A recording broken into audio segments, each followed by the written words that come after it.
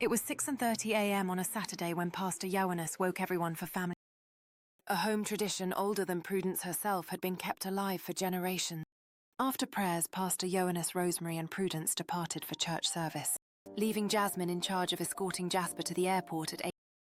The house fell into silence, the quietness enveloping everything and everyone inside. Jasper sat alone in his bedroom, pondering what Jasmine was thinking in the other room. Their bedrooms were directly opposite, separated only by thin walls and shadows. Suddenly, a loud knock and bang on his door startled him from his thoughts. He hesitated, pretending not to hear the persistent knocking, trying to ignore her. Then Jasmine's voice called out from outside. "Jasper, open the door for me!" He reached out hesitantly, considering whether to respond to her or stay silent.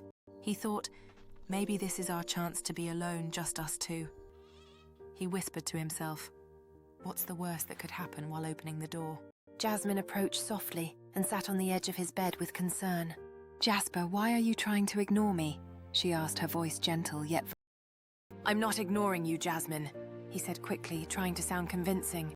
"Yes, you are, Jasper," Jasmine responded, her eyes searching his face. "You know today you're leaving, yet you act like I don't matter," she said quietly. Her words carried the weight of her emotions, almost trembling with sincerity. Jasper could see how much she cared and reached out to clasp her hand. Their eyes locked, revealing the unspoken feelings blooming between them. "The past weeks here have been the best days of my life," Jasper admitted. "I've learned so much about myself and realized I truly have feelings," he added. Jasmine looked inquisitive, her voice soft but filled with curiosity. "Feelings for who?" "For you, Jasmine." "I truly mean it," Jasper responded sincerely, holding her. "Being around you made me realize there's more happiness in life," he said. "Even after losing my parents, you've given me hope and strength," he expressed. "I will always remember your kindness and support," he pledged with conviction. "But I must begin a new chapter in Lusaka," Jasper announced with resolve. "Never forget I will call you every day," he promised, filled with emotion. Just before he finished, Jasmine leaned in and kissed him passionately, lost in love. No one was home to interrupt, and they savored their fleeting, tender moment. "Jasper," Jasmine whispered softly, her voice filled with longing and desire. "Yes, Jasmine," he responded, his voice trembling with heartfelt emotion. "Please call me as soon as you board the plane in Lusaka," she requested gently. "Of course I will. Take care of yourself," Jasper assured, her eyes moist. During the flight, Jasper kept imagining their parting, replaying every moment. He felt guilty for betraying Pastor Ioannis's trust, who had welcomed him like family. His mind raced with questions about the future and what might truly happen. What if she gets pregnant?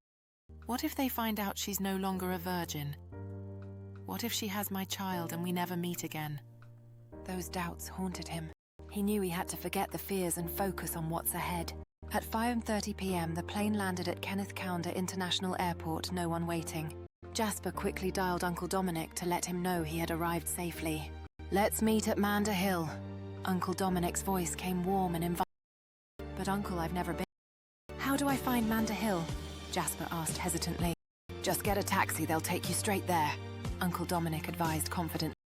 "I don't have enough money unless you come and pay the driver," Jasper murmured anxiously. "All right, if that's what you want, I'll send someone," Dominic responded kindly. In the taxi, Uncle Dominic gazed out the window, admiring Lusaka's vibrant cityscape.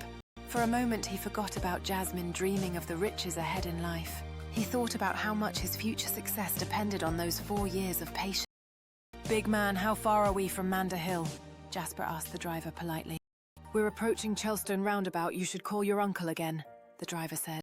Jasper reached for his phone, but the call to Uncle Dominic failed repeatedly.